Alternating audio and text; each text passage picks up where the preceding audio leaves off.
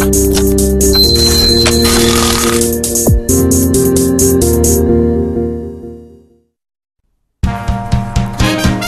시청자 여러분 안녕하십니까. 막장 토크 진행을 맡은 임동석입니다. 오늘 8월 1일 금요일 순서를 시작하겠습니다. 요즘 들어서 우리 장을 둘러싼 대내 여건이 굉장히 좋게 잘 흘러가고 있습니다. 먼저 미국 쪽을 보자면요. 전일 미국의 경기지표 호조세에 힘입어서 S&P 500 지수가 사상 처음으로 1706선에 마감을 했다고 하고요. 다우 나스닥 지수 역시 1%대 강세로 마감을 했습니다. 유럽 증시 역시 여러 가지 경기 지표들이 좋게 나오면서 상당 부분 요 근래 들어 흐름이 개선되는 느낌입니다. 어느 정도 바닥 찍고 나서 이제 터닝을 하는 그런 분위기가 상당 부분 감지되는 것이고 보면은 올 하반기에는 전체적인 장 흐름이 상당히 괜찮을 수 있겠다 이런 기대감을 갖게끔 합니다. 오늘 국내 증시도 장 초반 모두 강한 상승세로 시작을 했고요. 외국인들의 순매수세도 여전히 잘 유지가 돼줬습니다. 하지만 오후 들어 상승세 약해지면서 약 2포인트가량 상승하면서 코스피, 코스닥 양시장 모두 약보합세로 장을 마쳤습니다. 자, 오늘 막장 토크 함께 이끌으실 두 분의 멘토분들과 함께 지금부터 시간을 이끌어 보겠습니다. 함께 하실 두 분, 김도영 멘토, 김용준 멘토 두 분이십니다. 어서 오십시오. 네, 안녕하세요. 안녕하십니까. 네. 자, 올여름에는 그냥 장마가 무지하게 좀 지겨웠던 것 같습니다. 저 원래 개인적으로 좀 비 오는 걸 되게 싫어하는데요. 이번 장마가 왜 이렇게 그냥 지겹게 느껴지나 했더니 올 장마 기간이 다음 6일이면 끝난다고 하는데 그게 51일간이라는 기록을 세웠다고 하네요. 거의 2달 가까이 주창 그냥 장마였다라고 할 수 있는데 가장 길었던 게 45일간의 기록을 거의 일주일 가깝게 6일이나 갱신을 했다고 합니다. 이런 기록 싫습니다. 자, 우리 김용준 멘토께서는 비 오는 거 좋아하십니까? 아니면 장마철 어떻게 잘 이겨내는 방법이 있으십니까? 저는 비 오는 걸 개인적으로 좋아하는데요. 네, 근데 도저히 이해가 안 가는 그런 분들이시군요. 네, 근데 또 비 오는 날 주식 사는 건 또 싫어합니다. 왜 좀 특별한 이유라도? 이제 저희 손님들한테 말씀을 좀 드렸는데요. 네. 제가 이제 증권회사 신입사원 때 비 많이 오는 날 주식을 샀다가 영진약품이었는데 네. 그게 이제 상장 폐지가 됐었습니다. 영진약품 상장 그럼 어떻게 됐습니까? 그 고객 돈이었을 텐데. 그 당시에 대부분 고객 돈이라는 게 이제 주변의 지인들, 네. 형 돈이나 형 돈이 좀 많이 있었죠 그때. 그렇군요. 그래서 그다음부터 형이 좀 싫어했습니다, 저를. 저도 옛날에는 다 객장에서 이게 투자를 하던 시절이 있었죠. 저도 예전에 대학교 때 객장을 이렇게 했는데 어떤 아저씨가 문 열고 들어오더니 정말 한 7, 8m를 전력 질주에서 달려와가지고 증권사 직원 그냥 얼굴을 2단 옆차기로 날아가는 거를 옆에서 한 본 적이 있었거든요. 무서운 시절이었습니다. 자, 우리 김도원 멘토께서는 어떻게 여름 잘 보내고 계시는지요? 아니요, 저도 이제 우리 임동석 아나운서가 똑같이, 진행자분과 똑같이 비가 오는 것을 무척이나 좀 싫어하는 일인 중에 하나입니다. 어느 정도 별명이 좀 있었냐면, 직장을 얻어서 사회생활을 하기 전까지는요, 비가 오는 장마철에는 집에서 나오질 않았습니다. 네, 너무 지겨울 정도였었는데요. 하지만 요럴 때, 특히나 지금처럼 이렇게 찌뿌둥하고 답답할 때, 거기에 증시도 이제 6월, 7월 그렇게 쉽게 넘어가지는 않았어요. 그래서 저 나름대로 피할 수 있는 방법은 심야 영화관을 좀 갑니다. 가가지고, 예매가 자체가 많이 매진되지 않은 영화를 좀 혼자 뭔가 극장을 다 빌려서 느끼는 부분을 이제 보질 않고 잠에 들죠. 그렇게 좀 피하고 있습니다. 예. 자, 독특한 자기만의 더위 나는 그런 비법들이 다 있죠. 이 두 분 못지않게 여러분께서 좋은 비법 가지고 올여름 건강 해치는 일 없도록 잘 나시기 바랍니다. 자, 이제부터 본격적으로 막장 토크 시작을 해보겠습니다.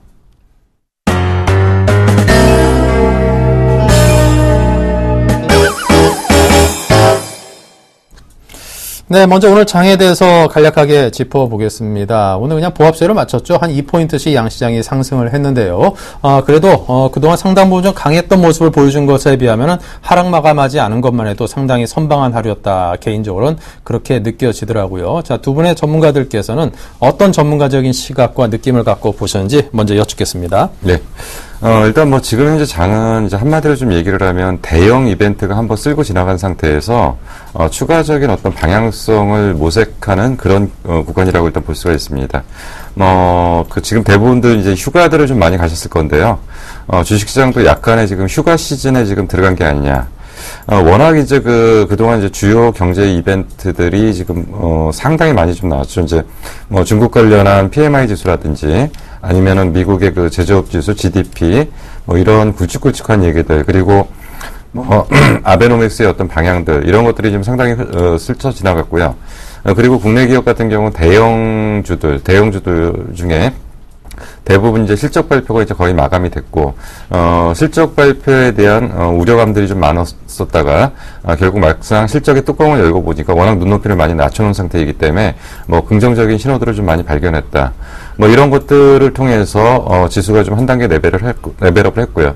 여기서 이제 가장 결정적인 것은 최근에 이제 미국 증시가 올라온다고 해서 국내 증시가 올라오지 않는데, 국내 증시 같은 경우는 이제 중국의 모멘텀을 최근에 많이 받고 아시아와 동조화 현상들을 좀 많이 보였는데, 그런 측면에서 이러한 부분들이 대부분 시장을 한 바퀴 쓸고 지나갔기 때문에 이제 더 이상 이제 위쪽으로 갈 만한 지금 요소들을 뭔가를 좀 발견하려고 찾으려고 노력을 하고 있지만 아직까지 그런 것이 잘 안 나오기 때문에 거래량 감소, 그리고 시장의 눈치 보기 장세, 이런 것들이 현재 장을 좀 지배하고 있다. 이렇게 좀 표현할 수 있을 것 같습니다.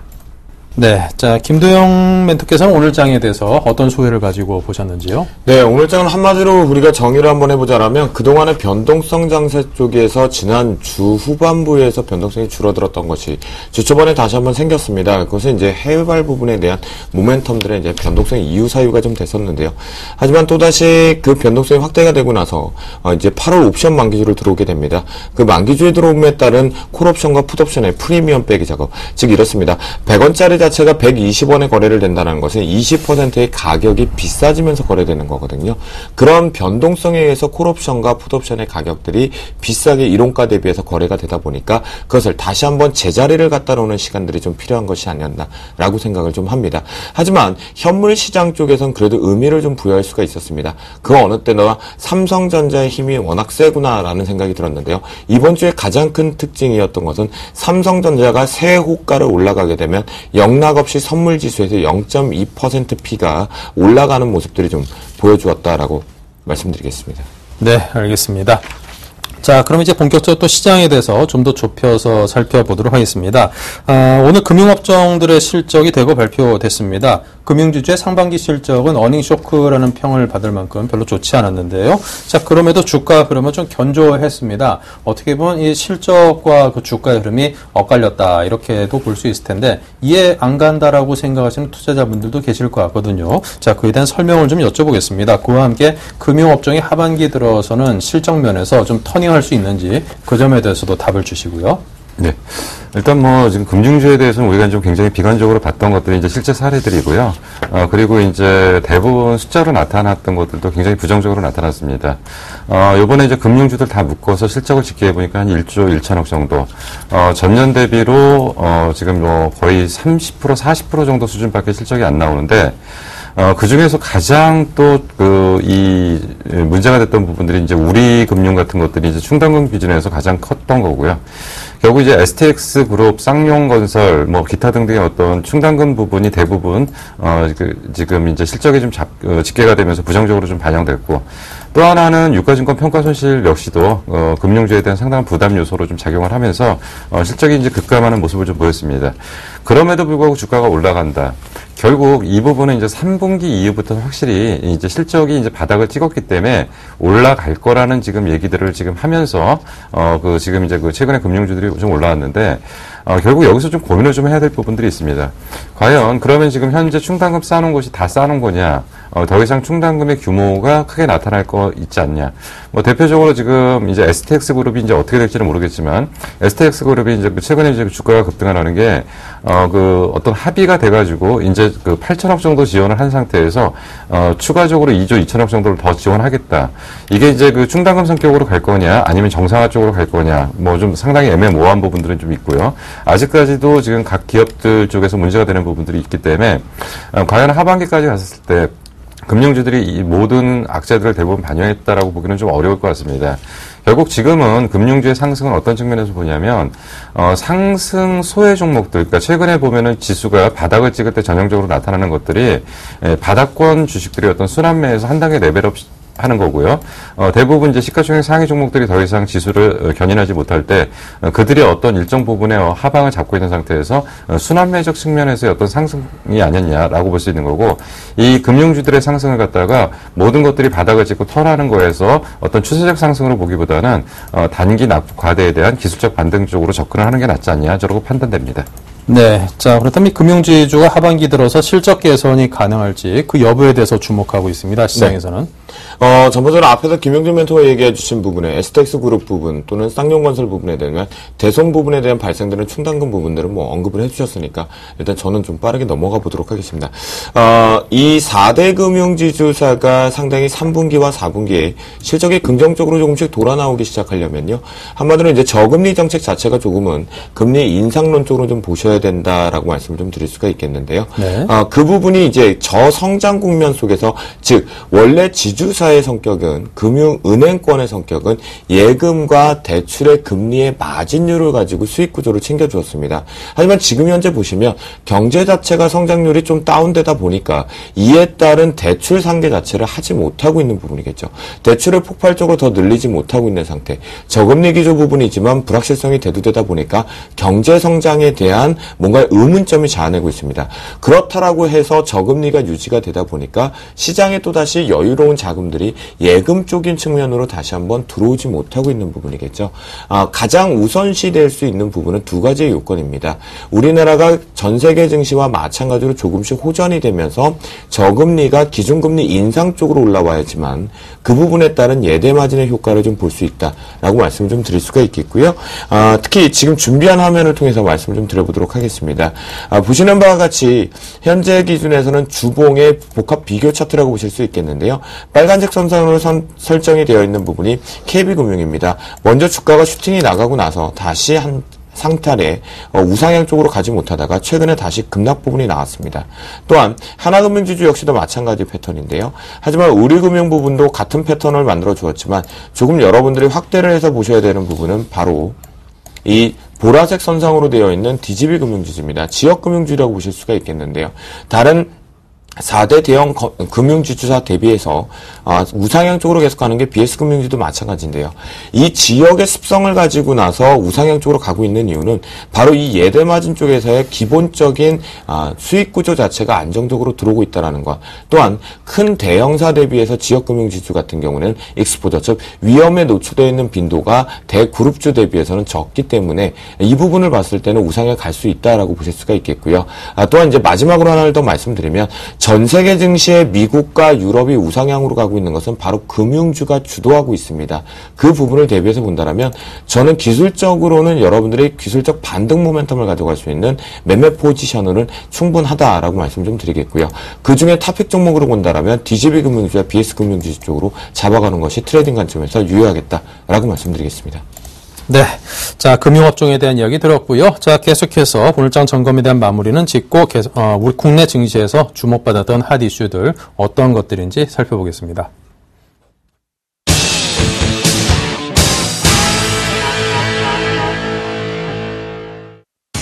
전일 미국과 중국의 긍정적인 경제 지표와 유럽의 경기 부양 통화 정책에 글로벌 증시가 일제히 강세를 보이며 마감했습니다. 먼저 시퀘스트의 발동으로 정부 지출이 자동 삭감되고 있지만 미국의 GDP 속보치는 1.7%로 시장 예상치 1%를 상회했으며 미국의 7월 ISM 제조업 지수 역시 55.4를 기록하며 2011년 6월 이후 최대치를 나타냈습니다. 또한 중국의 7월 제조업 PMI 역시 50.3을 기록하며 전달 대비 소폭 상승했습니다. 유럽의 기준금리 동결 등 경기 부양 통화 정책 기조가 투자 심리를 개선시켰습니다. 7월 제조업 체감 경기가 2달 연속 악화되며 1년 만에 가장 큰 하락폭을 기록했습니다. 29일 한국은행이 발표한 7월 기업경기 실사지수에 따르면 이달 제조업의 업황 경기 실사지수가 전월보다 7포인트 하락한 72에 그쳤습니다. 경기 실사지수는 100을 기준으로 아래로 떨어지면 앞으로 경기를 부정적으로 보는 기업이 더 많다는 의미를 가지고 있으며 지난 5월 80까지 상승했던 제조업 경기 실사 지수는 6월 79로 하락했고 이번 달엔 낙폭을 확대했습니다. 7월 제조업 체감 경기는 2달 연속 악화되었지만 수출은 2.6% 증가했습니다. 수출 증가율은 7월에 플러스로 돌아서 하반기 국내 경제 회복에 청신호가 켜졌습니다. 특히 최근 부진했던 유럽연합의 수출이 회복되는 조짐을 보이고 있으며 중국의 경제 성장률 둔화에도 대중 수출이 호조를 보이고 있어 하반기 수출 전망을 밝게 하고 있습니다. 무역 수지는 27억 1,300만 달러 흑자로 지난해 2월부터 18개월 연속 흑자 기조를 이어갔습니다. 코스닥 시총 1위 종목인 셀트리온이 바이오시밀러 램시마의 일본 제품 허가 승인 기대감에 지난달 25일부터 31일까지 5거래일 연속 상승하며 사상 최고가를 경신했습니다. 또한 지난 31일에는 외국 제약사의 매각설 이슈에 상한가를 기록했지만 매각설 이슈를 부인하며 다음 날에는 바로 하한가로 직행하는 등 주가는 널뛰기를 반복하는 모습을 보여주었습니다. 최근 연기금이 저금리로 수익성이 떨어진 채권 투자 대신 주식 비중을 확대하고 있습니다. 올해 상반기에만 4조 5천억 원어치의 주식을 사들였고 7월 들어서만 1조 원 넘게 사들였습니다. 특히 7월에 매수 강도를 강화하고 있었으며 이 기간 연기금이 매수한 종목들은 10% 넘게 올랐습니다. 또한 연기금이 순매수한 코스피 상위 20개 종목의 수익률은 평균 7%대를 넘기며 코스피가 박스권 장세를 보인 것과는 대조적인 모습을 보여주었습니다. 네. 자, 우리 증시를 달궜던 핫 이슈에 대해서 살펴봤습니다. 자, 전일 미국과 중국의 긍정적인 경제 지표가 나와서 많은 투자자들의 투심을 고무시키고 있습니다. 미국의 GDP 예상치 크게 상회했고요. 7월 ISM 제조업 지수 역시 55.4를 기록했습니다. 좀 염려했던 중국도 경착륙에 대한 우려감은 상당히 희석된 상태에서 제조업 PMI 지수가 역시 전달 대비 상회를 했는데요. 자, 최근 그렇다면 이 글로벌 경기가 살아난 것이라고 어느 정도 확신을 해도 될런지 이 점에 대해서 궁금합니다. 먼저 김용준 멘토께서는 네. 어떻게 생각하시는지요? 일단 최근에 아주 약속된 것처럼 그 경제 지표들이 이제 상당히 긍정적으로 나오고 있습니다. 네. 물론 이제 미국 같은 나라들이 이제 경제 지표가 이제 긍정적으로 나오는 거는 이제 그 서브프라임 모기지론 이후 그 공격적인 어떤 유동성 공급이 이제 어느 정도 이제 가시적인 성과들이 좀 나타난다라고 평가도 할 수 있습니다. 실업률도 이제 10%대에서 이제 그 최근에 보니까 오늘 발표된 거 보니까 7.4까지 나왔더라고요. 그래서 실업률도 상당히 이제 긍정적으로 나오고 경제 지표가 호전되고 있다고 하는데, 저 여기서 이제 몇 가지 좀 생각해야 될 부분들이 있습니다. 중국의 PMI 지수는 진짜 깜짝 놀랐습니다. 50.3이 나왔다고 그래서 대부분 50 이하로 나올 걸로 봤었는데 50.3이 나와가지고 굉장히 깜짝 놀랐는데, 그렇다면 사실 정상적으로는 중국 시장이 폭등을 했어야 됩니다. 근데 폭등을 하지 않고 봤다는 것은 결국은 이 숫자에 대해서 그렇게 신뢰성이 지금 높지 않다라고 지금 판단을 하는 것 같고요. 최근에 그래서 이제 중국에서는 무슨 얘기까지 나오냐면 이 숫자 자체를 신뢰를 못하기 때문에 니커창이라는 사람이 직접 니커창 지수를 만들어서 자기네 그 경제 지표를 따로 분석하는 그런 부분들이 있는데, 일단 이제 여기서 이제 또 혼선이 있으실 거봐 잠깐 좀 설명드립니다. PMI 지수라는 게 있고요. HSBC PMI 지수라는 게 따로 갑니다. 그 PMI 지수는 대기업과 공영기업을 집중적으로 분석을 해서 숫자를 내는 거고요. 그래서 이쪽에서 50.3이 나와서 일단 긍정적이라고 봤는데, 또 거꾸로 보니까 HSBC PMI 지수는 47.7로 굉장히 나빠졌습니다. 이 얘기는 대기업 집중 현상이 좀 크고 중소기업이 안 좋다는 얘기로 해석할 수도 있지만 뭔가 숫자 간의 오류가 있을 수도 있다라는 부분에서 아직까지는 그렇게 완전하게 지금 인정을 하고 있는 것 같지는 않습니다. 그리고 이제 미국의 지금 지표들이 좀 굉장히 긍정적으로 나오고 있는데, 미국의 지표가 긍정적으로 나오는 건 두 가지 방향입니다. 경기 회복의 어떤 가능성들은 좀 보이는데, 첫 번째는 소비 개선입니다. 소비 개선이 나타나는 거는 고용이 증가했기 때문에 고용을 통해서 소비가 나타나는 선순환 구조가 되는 것은 맞는데, 고용의 질이 문제입니다. 대부분 지금 그 비농업 쪽, 비제조업 쪽에서 고용 창출이 많이 됐다라는 부분들은 결국 서비스 쪽에서의 고용 창출이 많이 됐다는 거고, 그것은 결국 아르바이트일 가능성이 상당히 크다. 그러면 이들이 지갑을 연 건 맞는데, 그럼 이들이 여름 시즌이 끝나고서 아르바이트가 다 집에 갔을 때는 과연 또 지갑이 열릴 거냐. 그리고 또 한 가지는 이제 재고 축적입니다. 하반기 경기 회복에 대한 기대감 때문에 재고 축적이 되다 보니까 경기 회복이 되는 걸로 숫자가 나왔는데, 오늘 갑자기 보니까 낸드 플래시 가격이 9%가 폭락을 했습니다. 이 부분은 결국 재고 축적이 좀 과다하다. 그렇기 때문에 아직까지 완전하게 지금 경기 회복이 됐다라고 좀 보기는 좀 어려운 부분들이 있고요. 우리는 이 추이를 조금 더 지켜봐야 되고, 이것들의 어떤 지표들이 신뢰성을 가질 수 있을 때 하반기 경기를, 하반기 주식시장을 긍정적으로 볼 수 있지 않을까 좀 판단이 됩니다. 네. 자, 이 김용준 멘토님의 의견을 들으면 시장을 마냥 이렇게 좋게만 보시지는 않는 것 같습니다. 우리들이 흔히 좀 놓칠 법한 좋은 지표들이라든가 좋은 그림에 살짝 묻혀서 이렇게 놓칠 법한 부분들에 대해서 의미 부여를 하시면서 그에 대한 해석을 곁들여 주셨는데요. 자, 그럼 김도영 멘토께서 같은 의견이신지 혹시 다르다면은 네. 왜 다른지 말씀을 좀 해주십시오. 일단 거의 큰 그림상으로는 좀 동의를 해야 될 것 같습니다. 실제적으로 이제 경제 지표의 호재 자체적으로 이제 데이터 값에서는 나올 수 있는 부분인 것 같은데요. 하지만 이제 실물 경기 부분에 대해서 우리 역시도 한번 뒤돌아보도록 생각을 좀 해보겠습니다. 제가 가장 이 시장이 정말로 이제 자금이 많이 열리고 소비가 증대되는 것을 하기 위해서는 제가 예전에 경제학을 이제 부전공 쪽으로 배웠을 때 그 교수님께 배웠던 방식인데요. 택시를 한번 탑니다. 그리고 택시를 몇 번을 타면서 그 택시 기사님들과 얘기를 나눠봅니다. 어느 정도가 호전되고 있는지를 보는데요. 얼마 전에도 한번 타게 됐는데요. 전혀 실물 경기가 최악의 시나리오가 더 안 좋게 지금 흘러가고 있다는 거겠죠. 그럼 앞에서 얘기하셨던 미국발의 이 고용지표의 개선 시대, 그리고 또다시 이제 경제지표적인 측면이 매크로적인 경제지표겠죠. 우상향 쪽으로 나오고 있다는 것이 지속 가능할 수 있느냐라고 물으신다고 한다면 여러분들이 아시는 바와 같이 양적 완화라는 카드를 통해서 시장의 유동성의 장세가 풀렸었고 그에 따른 아직까지 회수 조치가 지금 조기 종료 가능성이나 종료 부분들이 확대가 되지 않고 있는 상태에서 이미 풀려있는 상태에서 일시적인 효과라는 부분입니다. 그렇다면 이 부분이 이제 조기 종료 쪽으로 조금씩 채워나갈 시점에서도 호전적으로 나오게 된다면 그때는 완벽하게 경제가 우상향 쪽으로 완만하게 성장 가능성으로 보셔야 되지 아직까지는 시기상조다라고 말씀 좀 드리겠고요. 아까 김용준 멘토가 얘기했던 중국발 부분에 대한 지표값에 대해서는 제가 명확히 좀 말씀을 좀 드리겠습니다. 중국 정부에서 발표하는 지표값이 있고요. 또한 항상 앞자리에 HSBC라는 단어를 붙이면서 발표를 하게 되어 있습니다.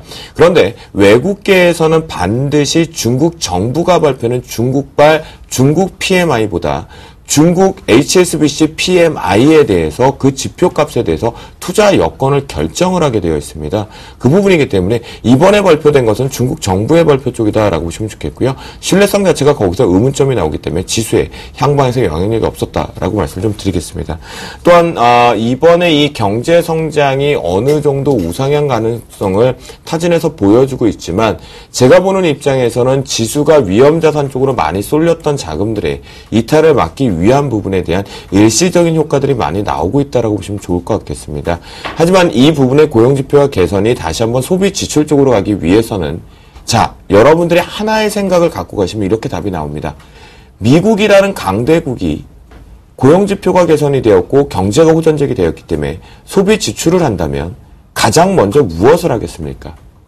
우리나라 차량이 저가 브랜드 부분에서 중저가의 고급 브랜드로 넘어가는 시점이기 때문에 차량 구매가 빨라질 겁니다.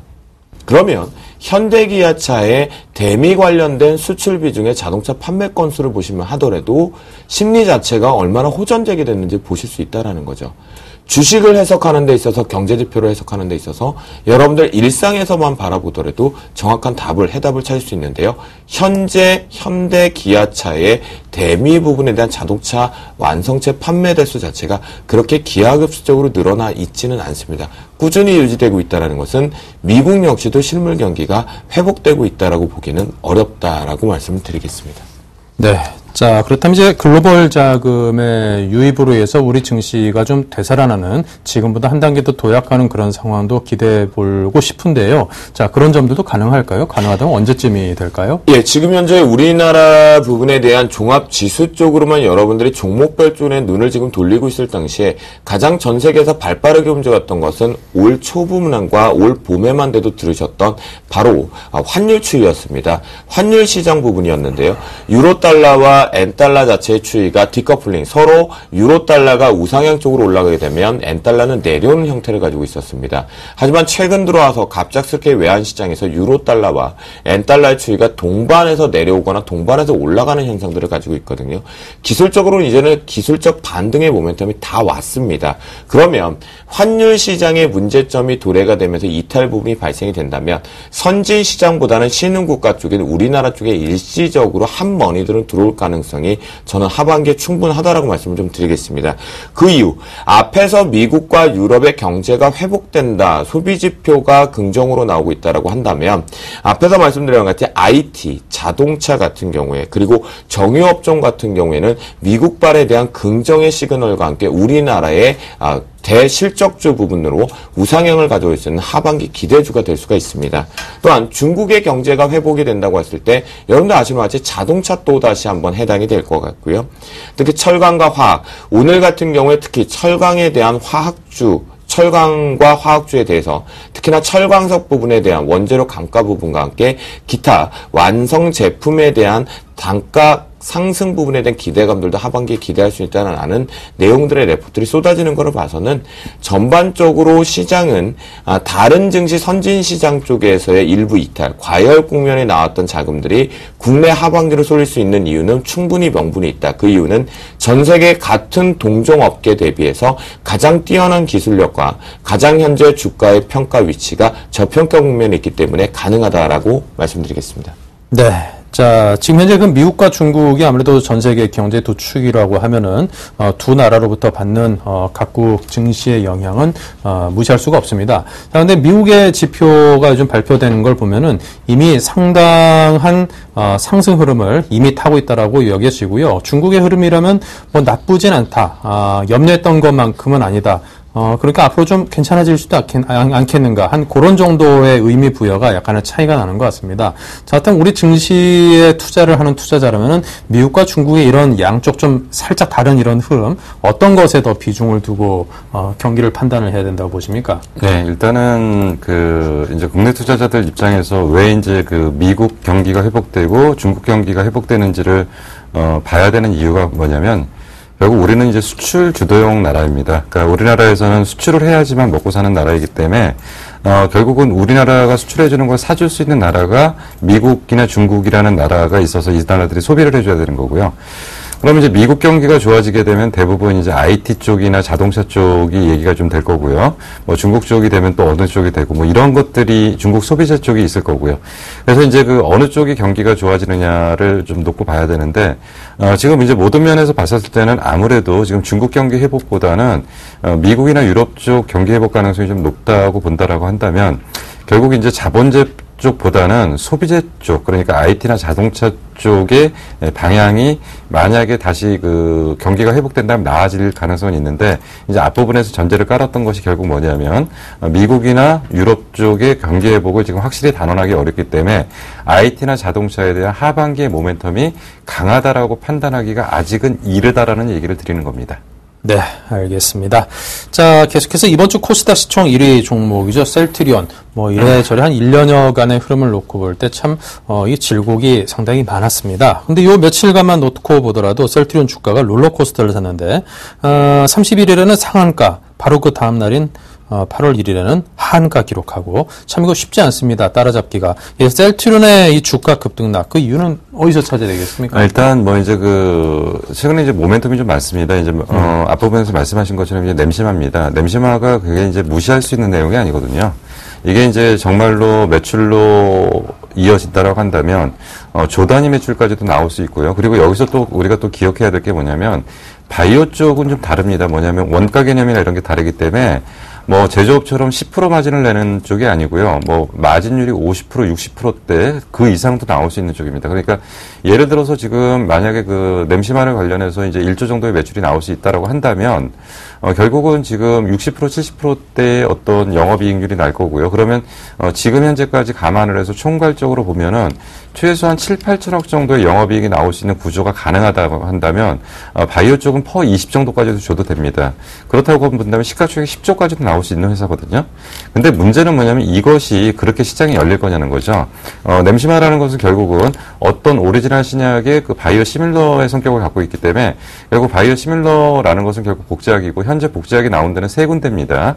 세 군데가 마지막으로 이제 셀트리온까지 세 번째로 이제 합류를 하는 건데 얘네들이 얘기하는 것처럼 그렇게 시장이 크게 열릴 수 있냐라는 거고요. 그리고 이제 최근에 이제 유럽 쪽에서 승인이 났고, 그리고 일본 쪽에 승인을 한 게 이제 임상 3상을 거쳐야 되는 거고, 그리고 이제 중국 쪽으로도 들어가려고 그러면 임상 3상을 또 해야 됩니다.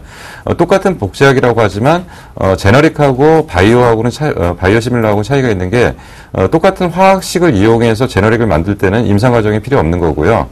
그리고 바이오시밀러는 모든 과정에 임상 과정을 겪어야 됩니다. 최소 2, 3년 정도로 해야 되고요. 그리고 임상을 통과를 했다고 해도 결국은 뭐냐면 직접적으로 약을 처방하는 의사들이 처방전을 내려줘야 됩니다.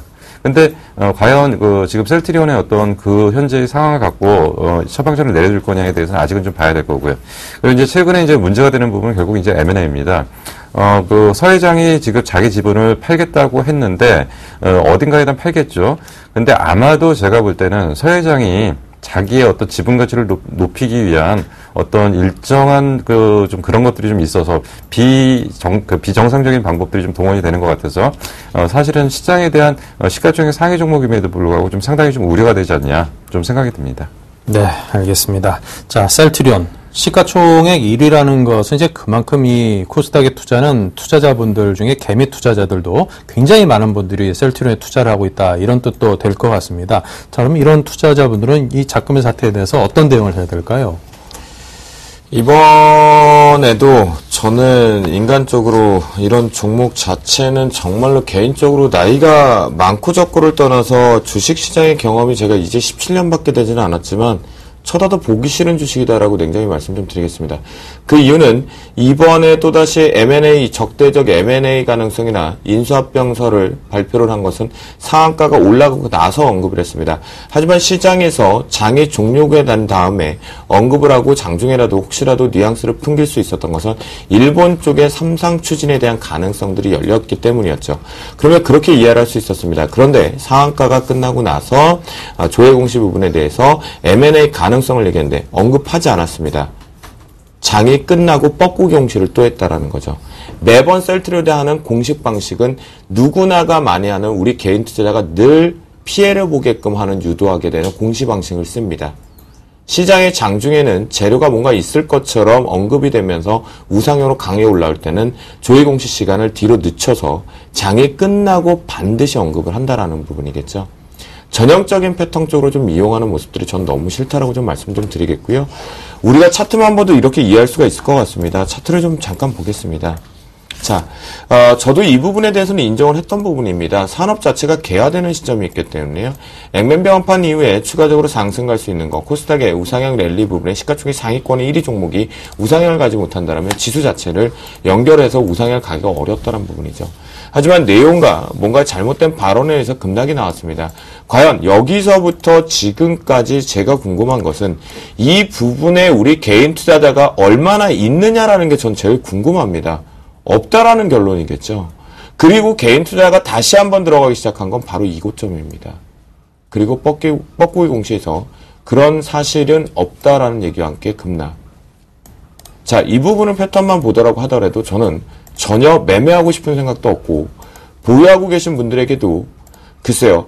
단순하게 주식 투자를 기술적 분석에서만 한다라면 전 지금이라도 당장 제가 애널리스트를 그만두고 떠나겠습니다. 시장의 종목은 단순하게 기술적 분석으로 수익만 가져 챙길 것이 아니라 그 꿈과 희망, 투자의 습성을 가지고 들어가야 되는 것이지 현재의 이런 부분에서 급락 여파 이후에 다시 한번 급반등, 누구나가 다시 한번 셀트리온의 주가를 피해를 본 주주의 입장이라면 현재의 위치에서는 절대 쳐다보지도 않고 쓰라린 가슴앓이만 할 수밖에 없는 것 같은데요. 그런 부분 속에서는 셀트리온은 만약 지금까지 들고 계신 분들이 있다면 정말 여러분들이 용감하신 분들이었고 잘 이겨내셨다라는 것과 함께 수익 실현으로 좀 빠져나오자라고 말씀드리겠고요. 저는 만에 하나 이 종목밖에 2,000개 종목밖에 추천할 수 있는 게 이거 하나밖에 없다 하더라도 전 추천 안 하겠습니다. 네, 아주 그냥 강하게 셀트리온에 대해서 말씀을 김도영 멘토가 해주셨습니다. 자, 지금까지 이번 주 국내 증시에 대한 점검을 했습니다.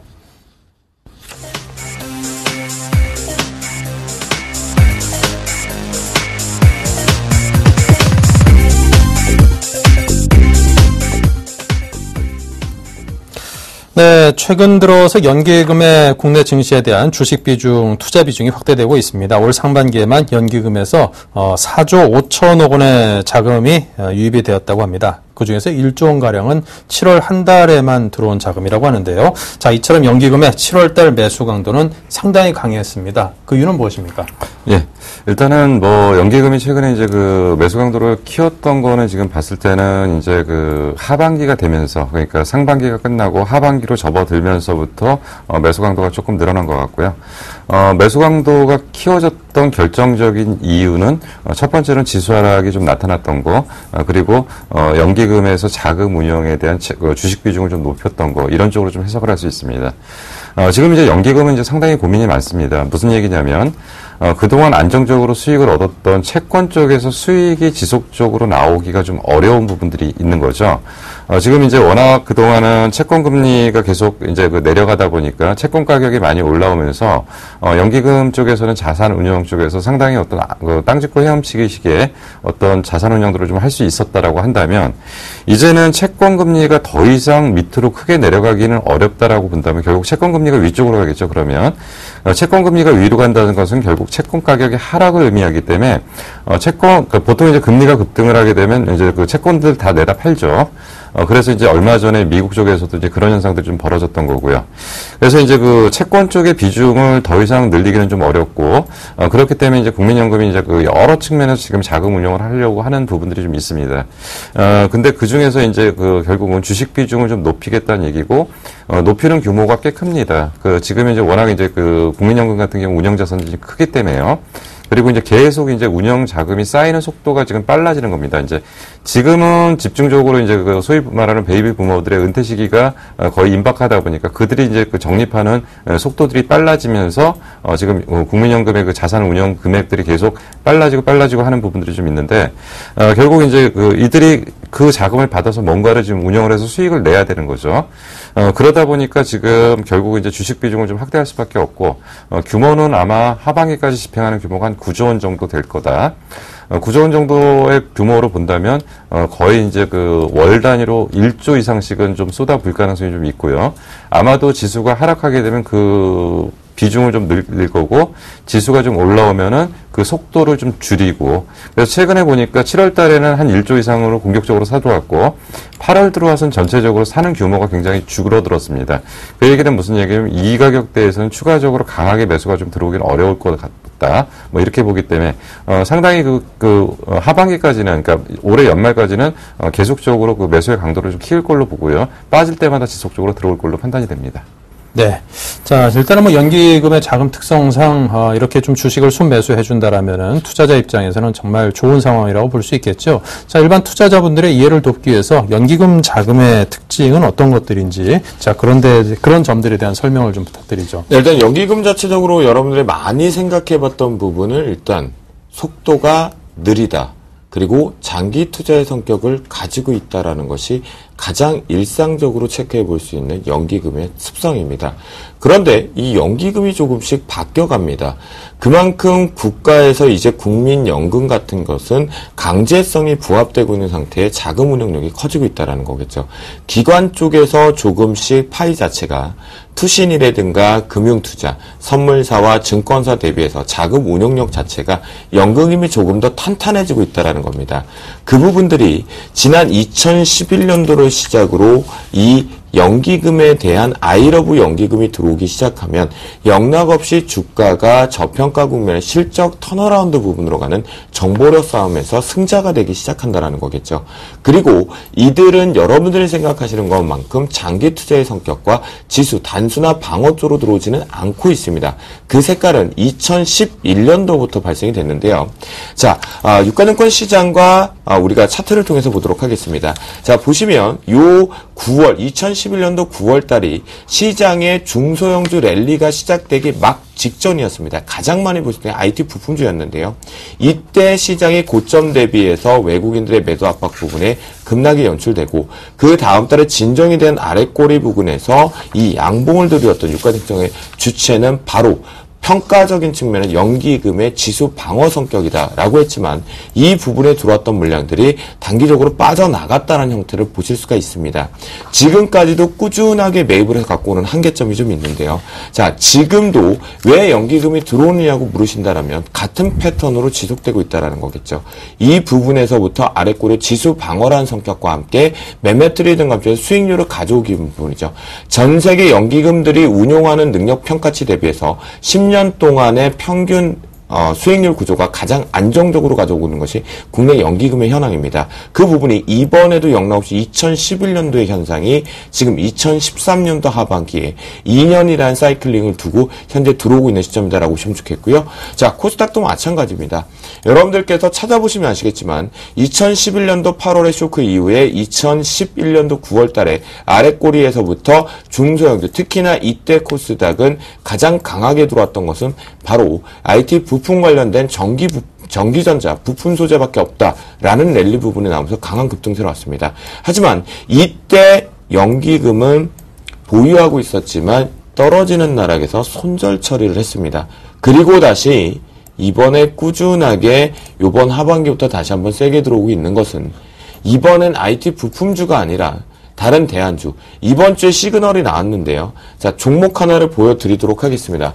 바로 농오바이오 같은 성격을 좀 보실 수가 있겠는데요. 농오바이오 같은 경우에도 현재 주가 자체가 바닥권에서 신고가를 찍고 다시 한번 내려오는 고가 패턴에서 다시 올라가는 패턴이 나오는데요. 이때 종목별 투자자의 성향을 좀 보시면 현재 농오바이오 같은 경우에 다시 한번 연기금이 들어온다는 거죠. 그러면 연기금 쪽에서 매수를 하고 있는 주체였고 매도를 때리기 시작하면서 조정을 받았고 다시 한번 올라오기 시작할 패턴에 2010년도 9월 달에 우상향으로 왔던 건 연기금이다. 이 얘기는 즉슨 여러분들께서 연기금의 장기 투자 성격 그리고 지수 방어 성격만을 갖고 있다는 건 이제는 좀 바꿔야 될 발상이다 라고 말씀드리겠습니다. 네. 자, 그렇다면 연기금의 이 순매수세 하반기도 좀 지속될 수 있겠습니까? 이제 아까 말씀드린 것처럼 이제 연기금의 그 매수는 이제 그 일시적으로 가는 게 아니고 이제 지속적으로 가는데 연기금이 이제 자금을 운영하는 방법들이 다 다릅니다. 그러니까 직접 장내에서 자기네들이 매수를 하는 경우도 있고요. 투신이나 어떤 쪽에다가 이제 할당을 해서 내려주는 경우들도 있고요. 근데 이제 대부분 지금 이제 연기금들의 그 공격적으로 매수가 됐던 거나 아니면 연기금이 매수를 해서 좀 강하게 올라오는 것들은 결국은 어느 쪽이냐면 자체적인 운영 자금을 통해서 운영하는 쪽은 아니고 그 위탁을 했을 때 그런 현상들이 좀 벌어지는 겁니다. 그래서 그 연기금은 저는 이제 그 아직까지는 방어적 성격이 좀 강하고 지수에 좀 하단을 잡아주는 그런 쪽의 성격이 좀 강하지 연기금이 시장을 좌우할 수 있다라고 좀 보지는 않고 있는데 어쨌든 연기금은 지속적으로 매수는 좀 들어오리라고 좀 판단이 됩니다. 네, 알겠습니다. 자, 지금까지 국내 증시에 막대한 영향을 끼치는 연기금의 순매수세에 대한 이야기를 나눠봤습니다. 네. 검색창에 샘플러스를 입력하시고 전문가 방송에 접속하시면 서울경제TV 특급 전문가들이 여러분의 포트폴리오와 수익률을 책임집니다. 주식 투자 샘플러스와 함께하세요. 네, 자, 저희 샘플러스를 함께하는 많은 멘토분들이 계십니다. 그분들께서 이제 가상 계좌를 운영을 하고 있는데요. 자, 멘토들의 포트폴리오 다시 한번 확인을 해보겠습니다. 네, 한 주간 출연하시는 샘플러스 멘토들의 포트폴리오를 한눈에 확인할 수 있는 시간입니다. 지금 화면으로 포트폴리오를 운영하는 원칙에 대해서 나오는데요. 자, 이 원칙에 대해서 잘 보시고 먼저 수익을 확인하시는데 참고하시기 바랍니다. 자, 먼저 최명송 멘토의 포트폴리오를 확인하겠습니다. 네, 최명선 멘토의 포트폴리오인데요. 셀트리온이 다시 4% 가까운 상승을 보이면서 수익률 높게 유지하고 있습니다. 컴투스, 메커스가 3% 안팎의 수익률 상승이고요. 자, 그리고 오늘 포트에 신규 편입된 두산 인프라코어 편입가는 12,900원입니다. 네, 다음은 정대희 멘토입니다. SL과 원익 IPS 오늘 장에서 2%대 하락을 했죠. 다시 손실 구간으로 진입했습니다. 수익권 재진입을 기대해 보겠습니다. 네, 다음은 정재훈 멘토의 포트폴리오입니다. 현대 BNG 스틸 오늘 장에서 1%대의 수익을 더하면서 현재 수익 흐름이 아주 좋습니다. 네, 다음은 양순모 멘토의 포트죠. 세중 오늘 장에서는 변화가 없었습니다. 하지만 여전히 수익률은 아주 좋습니다. 5.76% 올랐고요. PNT가 오늘 4%나 급등을 했죠. 15.61%의 수익률로 뛰어올랐습니다. 다음은 김영금 멘토입니다. 모든 종목이 현재 수익권에 들어와 있습니다. 지금 수익을 보면요. 10.39, 6.87, 5.92, 4.12%로 4, 5, 6, 10%의 수익을 내고 있네요. 네, 다음은 나무르 멘토의 포트입니다. 오늘 수익률이 조금씩 하락을 했죠. LGU 플러스 하지만 5%대 수익을 내고 있고요. 사람인 HR 손절가 하향 의견을 줬습니다. 손절가는 11,500원으로 하향을 하겠습니다. 다음은 신창원 멘토의 포트입니다. 포스코 오늘 수익률 2%대 상승입니다. 목표가 상향 조정 의견이고요. 새로운 목표가 34만 8,500원으로 계속 대응을 하겠습니다. 네, 오늘 출연하신 김도영 멘토의 포트입니다. 전 종목이 오늘 장에서 큰 변화 없습니다. 자산총액 수익권 잘 유지하고 있고요. 다음 주 월요일 장에는 바이오랜드를 14,900원 구간에 이익 실현을 하겠다고요. 미래나노텍 역시 매수가 근처에서 포트에서 제외하고요. 현대상사 교체 편입을 한다고 합니다. 매수가 23,300원에서 3% 밴드 적용해서 편입하겠습니다. 목표가는 26,900원, 손절가 19,800원, 비중은 10%입니다. 네, 다음 이효열 멘토죠. 기아차가 2% 가까이 하락했습니다만 그래도 수익권입니다. 대덕지대에서 1% 상승하면서 손실 만회 중입니다. 네, 끝으로 오늘 출연하신 김용준 멘토입니다. 사파이어 테크놀로지 4거래일째 상승입니다. 오늘장 강보합 마감하면서 약손실 구간이고요. 동국제강이 어제 4% 급등해서 오늘도 2%대 수익 더했습니다. 목표가 14,000원 그대로 유지한다는 의견입니다. 네.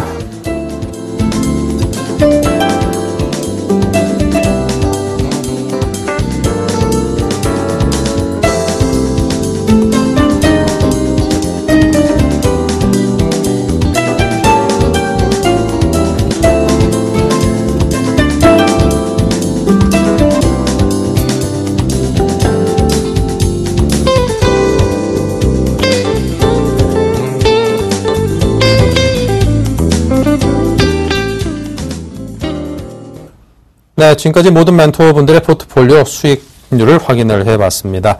자, 계속해서 김도영 멘토께서 다음 주 편입하실 승천주 있다고요? 네, 맞습니다. 일단 그 전에 앞서서 제가 1억 원 포트를 좀 유지를 하게 됐는데요. 1억 원 포트 하면 여러분들이 많이 느끼시는 것은 대형주 쪽에 집중을 한다라고 생각을 좀 하실 것 같습니다. 그런데 앞에서 제가 연기금 표현을 쓰면서 말씀드렸던 게 있습니다. 바로 2011년도 하반기를 좀 강력하게 언급을 좀 드렸던 것 같은데요. 현재 시장의 트렌드를 정확히 읽어야 됩니다. 트렌드라는 것은 3박자의 트라이앵글을 통해서 이제 만들어지고 있는데요. 수급의 조건, 그 다음에 시장의 산업의 개화, 그리고 실적의 바탕성을 가지고 매매 트레이딩을 가져가야 되는데요. 시장의 트렌드 자체가 지금 대형주 쪽도 분명히 있습니다. 부분에서 그렇게 누누이 강조해드렸던 부분의 중공업과 철강, 바닥부터 3월부터 사면 절대 물려 죽지 않는다. 우상향으로 가져갈 수밖에 없는 섹터이다라고 말씀드렸고, 기계업종은 아직 호흡기를 달았는지 안 달았는지 알 수가 없다라고 말씀드려서 중간쯤에 6월경에 탈락이다라고 말씀을 드렸는데요. 이와 마찬가지로 지금 놓고 본다라고 했을 때 현재 기준에서 포트 구성 자체는 작은 종목이라고 무조건 쉽게 볼 것이 아니라 그분의 자기의 색깔과 체질이 우상이 될 수 있는 종목으로 빠르게 교체를 하거나 비중을 확대를 시키면서 트레이딩을 가져가는 저만의 색깔로 이제 포트를 완전히 바꿔보도록 하겠습니다. 그 첫 번째 주제로 지금 현대상사를 언급을 좀 드리도록 하겠습니다. 현대상사 동사 같은 경우는요, 잘 알고 계시지만 종합상사 계열 쪽에서 자원개발 쪽을 많이 한다라고 생각을 하실 텐데요. 그 부분보다는 오히려 강점 부분이 전동차 부분에 있습니다. 동사는 현대중공업의 계열사로 들어와 있다라고 보시면 좋겠고요. 기계와 플랜트, 그리고 철강과 화학 같은 동시다발적인 부분에 대해서 다양한 플랜트 사업 부분을 유지하고요. 또한 여기에 전자와 정보통신 쪽으로 기타 사업 부분을 유지를 하고 있습니다. 이 중에 가장 강점이 있는 것이라고 한다면 앞에서 말씀드렸던 자원개발 쪽의 부분이 있겠죠. 자원개발으로 한다는 것은 지난번에 발생이 됐던 과징금이 이번에 2분기에 이제 환입이 되고요. 예멘가스 판매가 시작이 됨으로 인해서 대략적으로 모멘텀을 기대할 수 있는데 그게 금액적인 부분을 보면 배당금이 200억 원 규모 정도입니다. 그럼 예멘을 시작으로 해서 이제 조금씩 LNG 쪽에 대한 자원 개발 개발이 가시권 영역에 들어오면서 실적으로 잡혀간다라고 보시면 좋을 것 같겠고요. 또한 지난 분기 부분에 대해서 기대가 드디어 한번 나왔었죠. 우크라이나 부분에 대해서 전동차가 수주가 되면서 지금도 그 부분이 불확실성이 대두되고 있지만 조율 가능성이 확대가 되고 방글라데시와 에콰도르 쪽으로의 확산 속도가 지금 높아지고 있습니다. 그만큼 기술력이 인정이 되었고 전동차 부분에 대한 수주 모멘텀들이 기대가 되면서 이는 영업이익 부분에 대해서 한 100억대 부분까지 추가 상승 부분을 가져올 수 있는 기대감들이 좀 있는 것 같은데요. 그런 관점으로 본다라면 현재 기준에서 자원 개발에 석탄 쪽에 집중을 하고 있는 LG상사, 그리고 동사와 마찬가지로 같이 집중하는 대우인터내셔널, 같은 관점으로 놓고 본다라면 자원 개발주의 상사주들 같은 경우는 하반기 기대 가능성은 충분히 있다. 하지만 제가 굳이 현대상사를 꼭 꼽아서 본다라면 자원 개발 누구나 다 한다라는 거겠죠. 그리고 네. 그거는 잊을 수도 있고 잊어서도 안 되는 부분들. 계속 자원개발의 폭발성은 맞습니다. 하지만 동사가 조금 옆으로 다른 일을 합니다. 사랑스러운 여자친구를 옆에 두고 지나가는 예쁜 여자친구를 보고 잠깐 눈을 돌리는 것처럼 전동차 사업 부분에 대한 안정적인 영업이익 부분이 3분기부터 시작된다는 것을 포인트로 잡아보면서요. 차트를 통해 말씀 좀 드리도록 하겠습니다. 시장의 불확실성이 대두되고 있는 시점에서 상사주가 동반해서 랠리를 바닥권에서 올라가는 패턴이었었고요. 그리고 나서 같이 동반해서 하락이 좀 나왔습니다. 하지만 최근 들어와서 우상향 쪽의 기대감을 가져오면서 가장 중요했던 하단선에서 저점 부근을 지지를 하고 나오면서 올라오면서 올라타는 형국에서 이제 우상향 쪽의 패턴을 만들어가는 형태로 지금 가지고 오고 있는데요. 이런 부분을 놓고 본다라면 이번 2분기 실적 부분에 대해서는 이미 선반영이 되어 주가의 위치다라고 말씀 좀 드리겠습니다.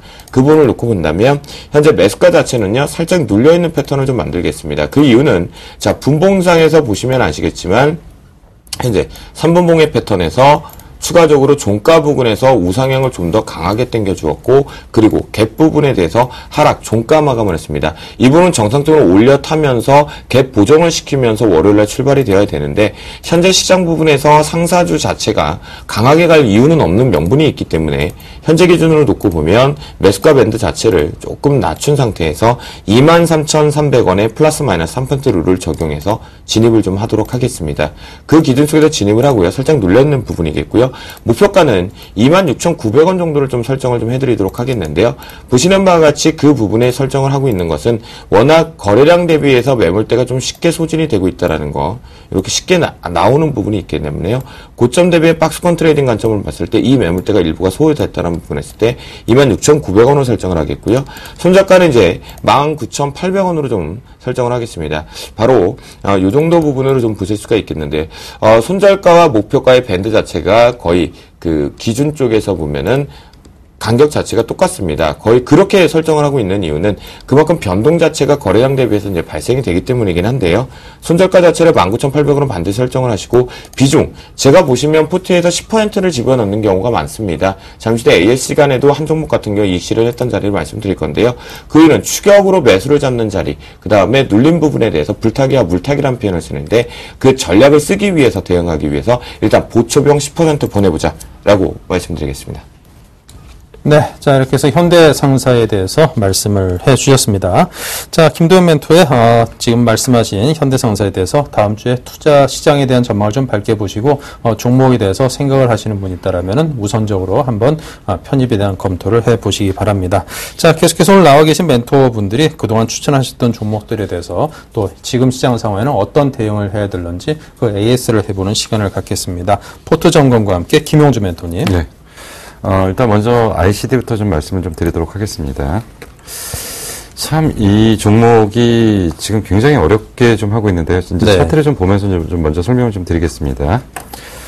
지금 차트의 방향이 지금 이제 16,000원대만 지금 진입을 하게 되면 계속 이제 밀어내버리고 그러는데, 16,000원이 지금 이쪽에서부터 상당히 지금 저항권대가 됐고요. 앞부분에서 좀 저항권대가 됐는데, 다소 이제 이 밑에 차트하고 조금 모양이 좀 비슷한 모양들이 좀 나옵니다. 이제 한 번 올려놓고 눌렀다가 다시 올렸다가 세 번째 올려놓고 눌림목 들어갔다가 여기서 올렸을 때가 다시 이제 상승 추세를 복귀를 하는데 지금 이제 이 패턴이 지금 나와야 될 때가 됐습니다. 뭐 회사 내용에 대해서는 제가 이제 그동안 이제 지속적으로 말씀드렸던 부분이고 최근에 급락이 나왔던 가장 큰 이유들은 16,000원에서 갑자기 급격하게 밀렸던 이유는 OLED에 대한 투자를 6세대 OLED 투자에 대한 부분들은 삼성에서 좀 지원하겠다라는 얘기가 나왔다가 바로 이제 그 다음날 이제 사실은 부인을 했죠. 삼성이 이제 6세대 투자를 한다거나 투자를 늦춘다거나 이런 부분들은 아니었고, 결국은 지금 그 A3 라인, 그러니까 6세대 라인으로 넘어갈 거냐, A2 라인의 확장 개념으로 갈 거냐. 근데 어쨌든 투자 규모는 상당히 큰 규모로 지금 준비를 하고 있고요. 그런 쪽에서 지금 거의 A3 라인 쪽이 만약에 간다고 하면 거의 2조 원대, 그리고 A2 확장 개념으로 가더라도 한 9천억 이상대 어떤 투자 규모는 가능할 거다.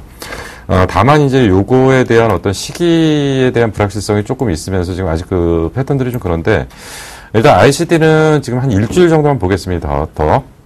추가적으로 일주일 정도만 더 보고서 방향성이 안 나왔을 때는 일단은 투자에 대한 판단의 방향을 다시 한번 좀 설정을 해보도록 할 거고요. 일주일 내에 16,000원을 뚫고 올라간다면 결국 이것은 추세 상승으로 전환될 가능성이 굉장히 크다라고 일단 보고요. 마지막에 일반인들 물량을 털어내는 그런 과정들로 일단 볼 수가 있기 때문에 향후 일주일이 굉장히 중요하다라고 일단 판단이 됩니다. 이제 14,000원이 지지되는 가운데서 일주일 안에 16,000원을 만약에 돌파를 하게 된다면 조금 좀 패턴은 좀 바뀔 가능성이 좀 상당히 크다라고 볼 수가 있고요.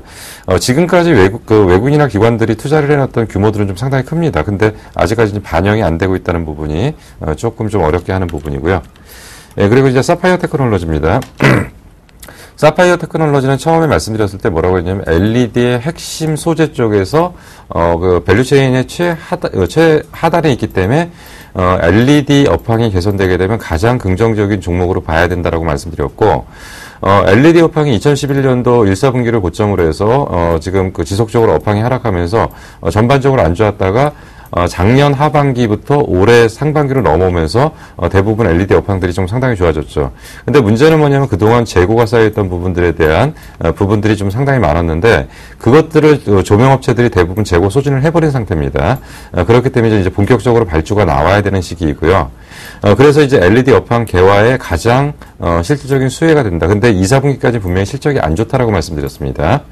근데 이제 거기다가 한 가지 덧붙여서 말씀드렸던 게 이제 커버 글라스. 그러니까, 지금까지는 대부분의 글라스를 강화 유리 쪽으로 사용을 했는데, 강화 유리 쪽이 문제가 뭐냐면, 초기에 스마트폰의 강화 유리를 썼을 때는, 신제품은 아무 문제가 없습니다. 근데 만약에 생활을 하다가 스크래치가 발생을 하게 되면 거기에 먼지가 쌓이게 되면 강화 유리가 굉장히 약해져서 사소한 거에도 잘 깨져버리는 단점을 갖고 있습니다. 강화 유리는. 근데 지금 그거를 갖다가 사파이어로 대체를 하게 되면 그런 모든 부분들 그런 부분들을 해결할 수가 있기 때문에 최근에 커버 글라스 쪽에서 우선 카메라 렌즈 쪽에 일부 부분이 지금 사파이어로 지금 채택이 되고 있고요. 커버 글라스 전면 커버 글라스 쪽으로도 지금 검토가 되고 있습니다. 그리고 일부 카메라 렌즈 쪽에 사파이어가 지금 채택이 되고 있는 중이고요. 그래서 얼마 전에 얘기가 나왔던 게 며칠 전에 얘기가 나왔던 게 그날 이제 갑자기 급등을 했던 것이 뭐냐면 아이폰 쪽에서 커버 글라스 쪽으로 지금 일부 채택이 들어갈 거다라는 얘기. 9월 달에 나오는 거에 채택이 될 가능성이 있다라는 얘기 때문에 며칠 전에 이제 급등을 했는데 제가 볼 때는 2, 4분기 실적 발표까지는 불안할 겁니다. 그러나 2, 4분기 실적 발표 이후는 본격적인 상승을 할 가능성이 있고요. 하단은 일단 요번에 잡힌 것 같습니다. 33,000원 정도로요. 근데 보통 이제 실적 발표 전날까지 대부분 기관들의 패턴들이 어떠냐면 계속 팔아댑니다. 팔아대다가 결국은 마지막에 실적 발표하면 오히려 빠지는 게 아니라 그날부터 사들어오는 패턴들을 지금 반복하고 있거든요. 최근에 수급적으로 보면은 지금 이제 화면들을 좀 보여드리면요.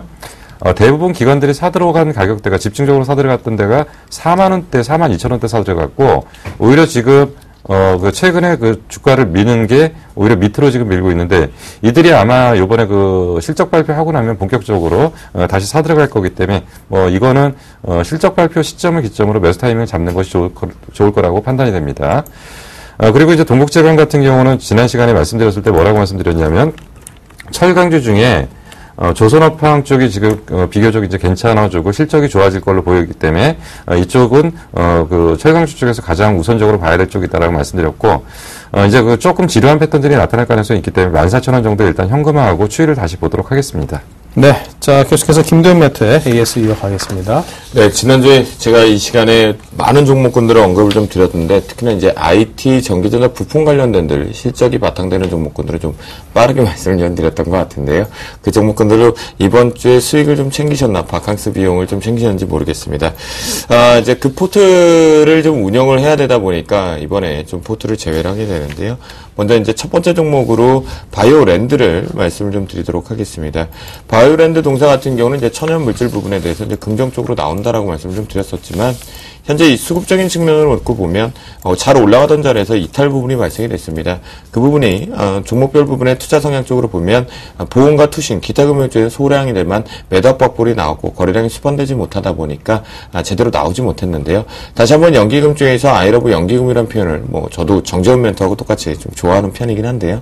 연기금 자체적으로 다시 한번 우상향을 간다는 것은 앞에서 말씀드렸던 농후바이와 같은 패턴으로 보시면 좋을 것 같기 때문에, 하지만 이제 탄력이 좀 둔화되는 부분, 트레이딩 관점으로 놓고 본다면 반드시 조금 교체할 타이밍인 것 같아서요. 14,900원대 부근에서 올라오게 된다면 짧게 이익 실현하고 빠져나오겠다라고 말씀드리겠습니다. 자, 다음으로 이제 봐야 될 것이 이제 미래나노텍입니다. 올 하반기에 반드시 보셔야 될 종목 중에 하나다라고 말씀드리는데요. 아마 진이 빠지는 작업이 좀 필요하지 않을까라는 생각이 듭니다. 3분기 이후부터 해서 가시경영 때부터는 9월 이후부터 증가폭이 좀 나올 것 같은데요. 가장 좋은 패턴을 말씀드리면 지난번에도 말씀드렸지만 9,000원 이하에서부터는 분할 매수 전략으로 좀 모아가시는 게 가장 좋겠다라고 말씀드리겠고요. 저 역시는 이제 길게 모아가야 되기 때문에 다른 IT 부품주로 여러분들의 계좌를 올릴 수 있는 승천 종목으로 교체를 하겠다라고 말씀드리기 때문에, 보유하고 계신 분들은 목표가까지 좀 끌고 가시는 전략도 좀 중요한데 호흡이 좀 길게 보자라고 말씀드리겠고, 신기적으로 들어가실 분들은 9,000원 이하. 하지만 저는 포트에서 매수가 부근에서 일단은 빠져나오겠다. 죽을 종목은 아니고 하반기 주도 종목 중에 하나다라고 말씀드립니다. 자, 두 종목 일단 가져가는데요. 인버스 같은 경우에 저는 떨어질 것을 알고 있었습니다. 이거는 위험성, 포트의 위험 해지를 하기 위한 전략이니까 말씀드리겠고요. 자, 한국금융지주는 전 세계 증시에서 금융섹터가 가고 있다. 기술적으로는 깨진 거 맞다. 인정하겠습니다. 깨지는 부분은 맞긴 하지만 저는 다음 주 정도에 이익 실현으로 빠져나올 수 있는 자리 분명히 있다라고 했기 때문에 홀딩 전략 드리겠습니다. 네, 알겠습니다. 자, 이렇게 해서 멘토들의 추천 종목에 대한 포트폴리오 점검 해봤습니다.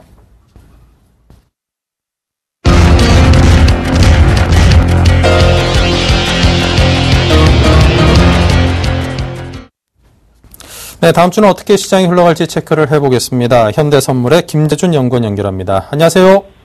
예, 안녕하세요. 네, 먼저 뉴욕 증시에 대한 상황부터 듣겠습니다. 예, 최근 랠리를 지속해왔던 미국 증시는 금요일 승부르기 장세를 보일 것으로 전망됩니다. 월간 가장 중요한 지표인 비농업 부분 고용 동향이 발표되었었는데요. 예상치에 크게 못 미치는 16만 2천 건의 증가를 기록하고 실업률 역시 7.4%로 근 5년 최고치를 기록하면서 시장을 압박하고 있는 모습입니다.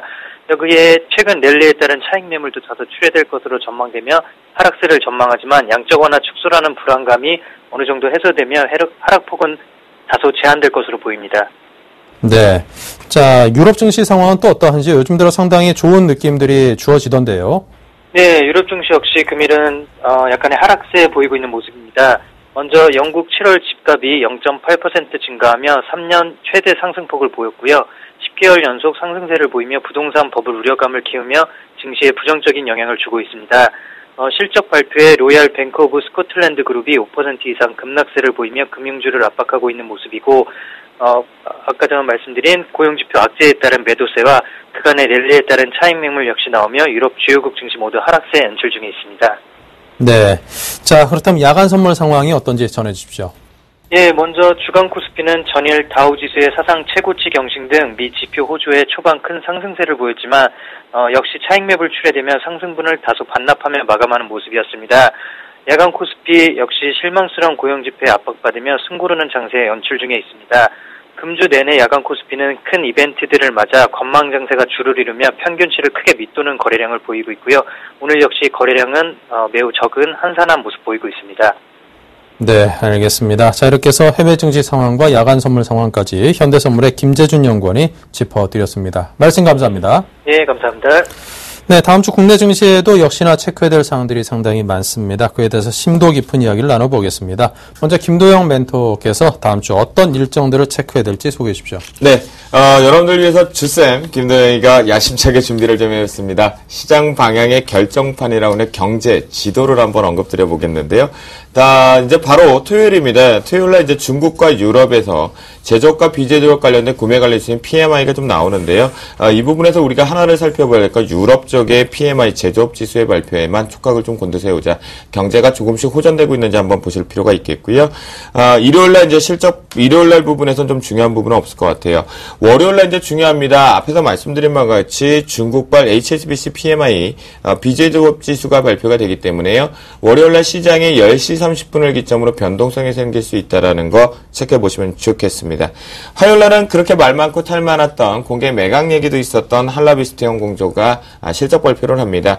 또한 IT 관련된 쪽으로 붙어 있었던 우주일렉트로 역시도 이제 하반기 모멘텀이 있는지 발표가 되어 있기 때문에 보유하고 계신 분들은 이제 전략 자체를 보시는데 한라공조 같은 경우는 앞으로 자동차 부품주에 대한 하반기 실적을 살짝 가늠해 볼 수 있다라고 말씀 좀 드리겠고요. 수요일날은 그렇게 중요한 건 없는데요.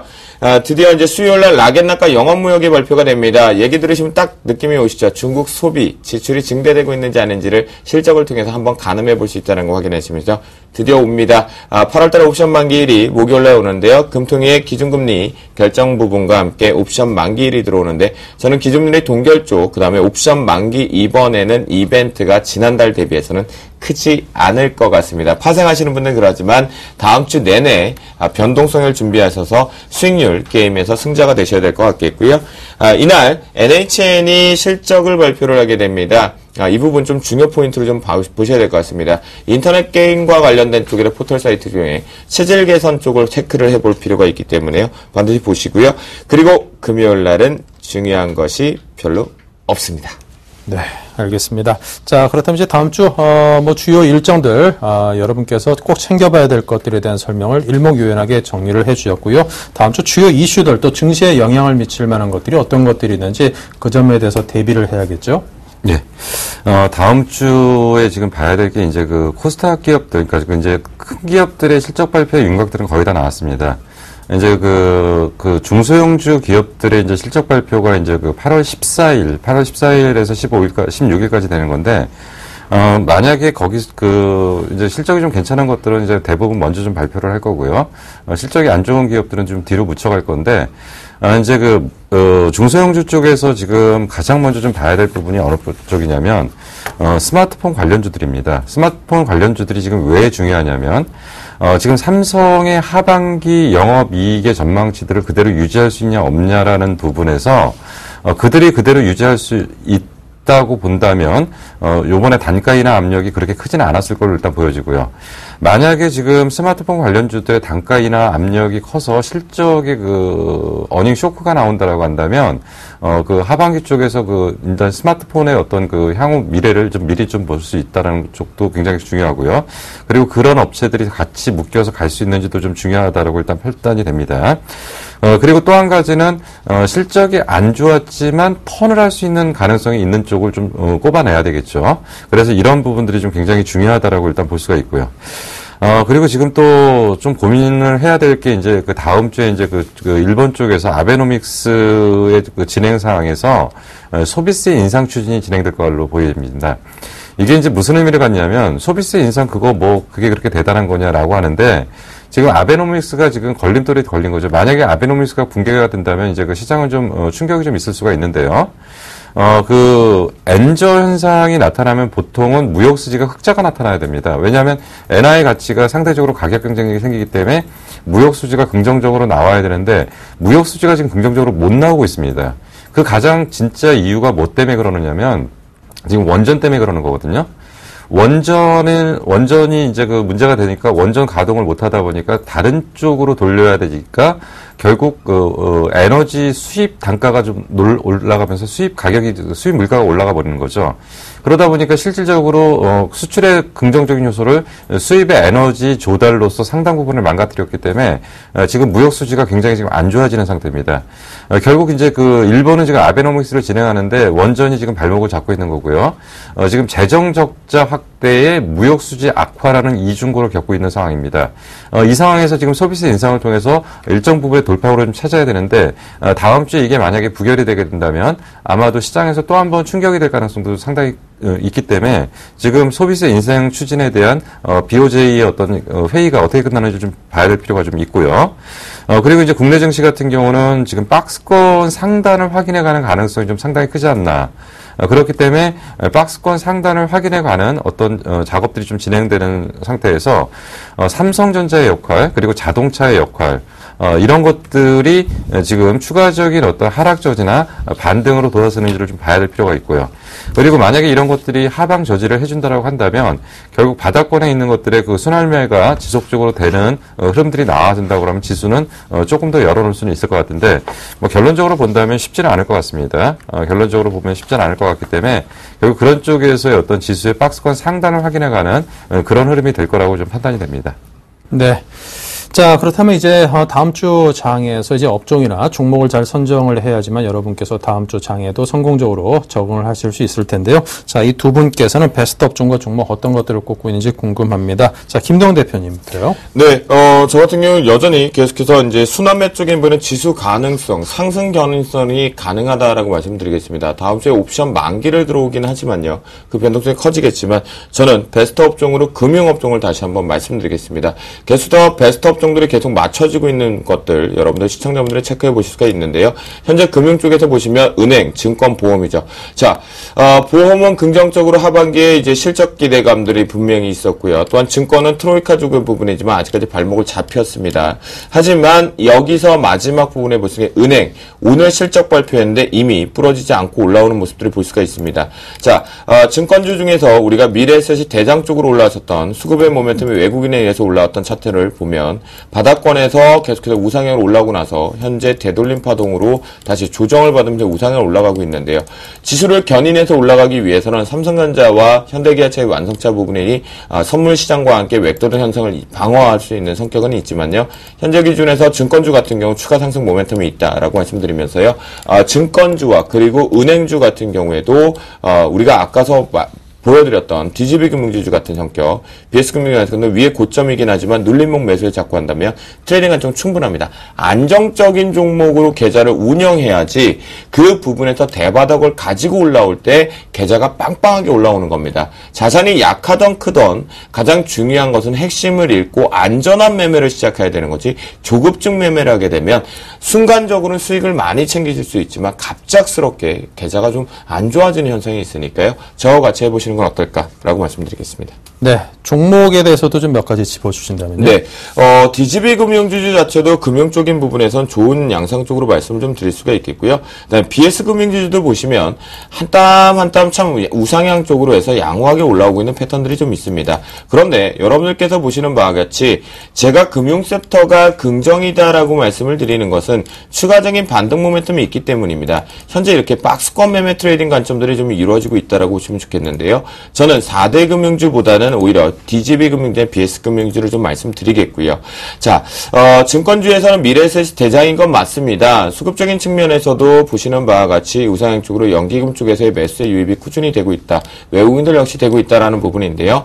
앞서 제 포트에 보유하고 있는 한국금융지주 역시는 외국인들의 매도 압박은 있지만 기관계 쪽에 러브콜이 좀 꾸준하게 들어오고 있습니다. 둘 다 내가 1등이다 2등이다 엎치락 뒤치락하고 있는 패턴이니까요. 대장적으로 이쪽으로 보시는데요. 그런데 주생 김도영 멘토님, 저는 좀 자산이 약해서라고 하신다면 지난번에 말씀드렸던 대우증권과 우리투자증권과 같이 바닥권에서 막 돌아오는 패턴들의 종목군들의 증권주 좀 집어넣으면 어떨까라고 말씀드리도록 하겠습니다. 네, 알겠습니다. 자, 계속해서 김용준 멘토께서는 베스트 업종과 종목 어떤 것들을 선정하시겠습니까? 네. 뭐 종목이 이제 추세적으로 상승을 한다기보다는 다음 주에 좀 모멘텀이 좀 부각될 가능성이 좀 큰 게 이제 결국은 이제 블랙아웃 관련주가 될 가능성이 좀 상당히 큽니다. 무슨 얘기냐면 지금 이제 그 예비 전력 체크를 하니까 마이너스 103kW 정도의 그 부족 현상이 나타났고, 저번에 집계했을 때 한 마이너스 90kW 정도의 어떤 부족 현상보다 지금 조금 더, 상황이 안 좋았고요. 결국 이 얘기는 뒤집어서 얘기를 하면 결국은 전력을 공급하지 못하는 상황까지 벌어진다라는 얘기죠. 보통 이제 안정적인 전력 공급이라는 건 500kW 정도의 어떤 예비 전력을 갖춰야 되는데 결국 이렇게 되면 한 600 정도의 차이가 나는 지금 상황이기 때문에 결국 다음 주에 이 수급을 어떻게 잘 대체를 하느냐에 따라서 정전 사태를 막냐 못 막냐에까지 지금 상황들이 좀 오는 것 같습니다. 그래서 이제 단기 모멘텀이 좀 나타날 것 같은데 그러면 그 스마트 그리드 쪽을 어느 쪽으로 봐야 되느냐? 보통 이제 우리나라는 스마트 그리드라고 할 수 있는 게 그 거의 없고요. 그 전력 저장 장치 쪽에 대부분의 어떤 방향들이 안 나오고 스마트 계량기 정도밖에 지금 안 되고 있습니다. 지금 현재. 그러니까 ESS 쪽의 어떤 그런 부분의 그 부분들이 좀 약하기 때문에 결국 이제 그 스마트 계량기 갖고는 답이 안 나올 것 같고요. 그래서 아마 오늘 같은 경우 이제 2차 전지 쪽이 ESS 쪽에 관련된 부분이 부각되면서 좀 확대된 것이 아니냐 좀 생각이 들고요. 2차 전지는 지금 뭐 또 딴 쪽으로는 지금 BMW i3가 뭐 4만 대 정도 판매 목표를 갖고 있다. 뭐 이런 부분들까지 같이 부각된 것 같습니다. 결국 다음 주에는 스마트 그리드 쪽의 어떤 방향을 좀 봐셔야 되고 그런 쪽에서는 LED나 2차 전지 쪽 이런 쪽이 좀 부각될 가능성이 크지 않은가. 그리고 이 부분은 결국은 다음 주에 이런 문제들이 지금 전면으로 부각되면 결국 가야 될 정책의 방향이 조금 더 빨라지기 때문에 근본적인 대책이 나올 수도 있을 거라고 보기 때문에 그런 부분에서는 긍정적으로 보셔도 크게 무방하지 않을까 좀 생각이 듭니다. 네. 자, 역시 그 종목이라든가 좀 더 그 세심하게 좀 살펴드린다면 어떤 것들을 좀 말씀하시겠습니까? 네. 뭐, LED 쪽은 어차피 이제 대장 종목이 이제 서울 반도체인데 서울 반도체가 이제 그 최근에 이제 너무 좀 주가가 좀 많이 올라왔고요. 그래서 이제 LED 쪽은 섹터별로 나눠서 본다면, 소재 쪽으로 보면은 이제 아까 말씀드린 사파이어 테크놀로지가 있을 건데 얘는 이제 2분기 실적이 안 좋기 때문에 아직은 모멘텀이 좀 약할 거다라고 보는 거고요. 조명 쪽, 그러니까 완성품 쪽의 조명 쪽을 본다면 뭐 지금 금호종기니 이런 것들이 좀 있을 수가 있는 거고요. 그리고 중간 단계에서 칩 단계나 이런 것들은 결국 이제 누멘스나 서울반도체, 뭐 LG 이노텍 이런 것들을 좀 같이 볼 수가 있는 거고요. 그런 쪽의 전반적인 종목들이 다 괜찮을 걸로 일단 판단이 되고 ESS 쪽의 2차 전지 쪽은 결국은 이제 그 삼성 SDI, LG 화학 그리고 기타 뭐 나머지 뭐 일진 뭐 하고 코스모화학, 뭐, 이런 종목들을 같이 연결해서 좀 볼 수가 있을 걸로 판단이 됩니다. 네, 알겠습니다. 자, 이제 두 분께서 그 베스트 업종과 종목에 대한 이야기 해주셨고요. 자, 계속해서 주식 비중 등 어떻게 싣고 어떻게 대응을 해야 될는지 전략적인 측면에서 보도록 하겠습니다. 네. 저 같은 경우는 여러분 정확하게 좀 이해를 하셔야 될 것 같습니다. 현금이 80%고 주식이 20%입니다. 준비한 화면에 원형 그래프로 현금이 80%라는 얘기가 좀 의아했을 수 있는데요. 자, 월요일부터 순차적으로 조금씩 차익 실현을 하십니다. 이것은 시장 지수와 상관없이 변동성에 따른 옵션 만기의 위험성을 일단 빠져나가야 되기 때문에 수익 실현 구간에서 조금씩 가져오시고요. 그 속에서 현금을 80%까지 주 후반부까지 끌고 가자는 겁니다. 그 이유는 자, 장이 조금 조정을 받을 준비를 하는 느낌이 있기 때문에 올라가봤자 얼마 없습니다. 만약 올라가는 부분에 제가 말씀을 또 가봤자 얼마 없다라는 것을 위로 뚫어내게 되면 그때 말씀을 좀 드리겠습니다. 주식 승천 프로그램을 통해서 말씀드리고요. 그 전까지 현금을 좀 많이 챙기고 그 다음 종목 장세로 저를 같이 운용을 해보자라는 관점으로 말씀드립니다. 네. 자, 계속해서 김용준 멘토님. 네. 일단은 지금 저는 그 결론적으로 이제 현금과 주식을 5대5로 가는 게 좀 맞다라고 일단 보고요. 이제 왜 5대5로 가야 되는지에 대한 상황은 이제 그 지수는 밀릴 가능성이 크다라고 봅니다. 근데 이제 종목별로 좀 방향들이 좀 다를 수가 있어요. 그래서, 가능하다면 이제 그 자기가 확실하게 잘 알고 있는 종목은 종목 수가 늘지 않는 상태에서 집중적으로 주식을 50% 그리고 이제 그 지수 하락에 대한 대비로 현금 비중을 50% 정도 이렇게 가는 게 맞다라고 판단됩니다. 네. 자, 이렇게 해서 두 분 멘토께서 다음 주에는 주식 비중을 어떻게 가져가고 또 투자 전략은 어떤 식으로 하는 게 좋은지 여러분께 말씀을 드렸습니다. 참고를 해 보시기 바랍니다. 자, 금요일 밤 이 늦은 시간에 두 분 나오셔서 여러분께 좋은 정보와 또 투자 전략 짜주시느라고 고생 많으셨는데요. 지금까지 김도영 멘토, 김용준 멘토 두 분과 함께했습니다. 감사합니다. 네, 그리고 이번 주 일요일 밤에는 멘토분들의 무료 공개 방송이 있습니다. 시간별로 방송이 되는데요. 먼저 8시에는요, 나무르 멘토께서 여러분께 돌아온 8월 증시 대응 전략 대공개라는 방송을 해드리겠습니다. 자, 다음에는 10시에 김용준 멘토께서 준비하고 계십니다. 역시 주간 전략 대공개입니다. 일요일 밤 10시고요. 자, 다음에는 11시에 또 정재훈 멘토가 그 뒤를 이어서 주간 전략 및 종목 공개를 여러분께 해드리겠습니다. 네, 많은 시청 바라고요. 자, 오늘도 늦은 밤까지 저희 방송 시청을 해주셔서 감사합니다. 다음 주에 또 더 좋은 정보들 가지고 찾아뵙겠습니다. 감사합니다.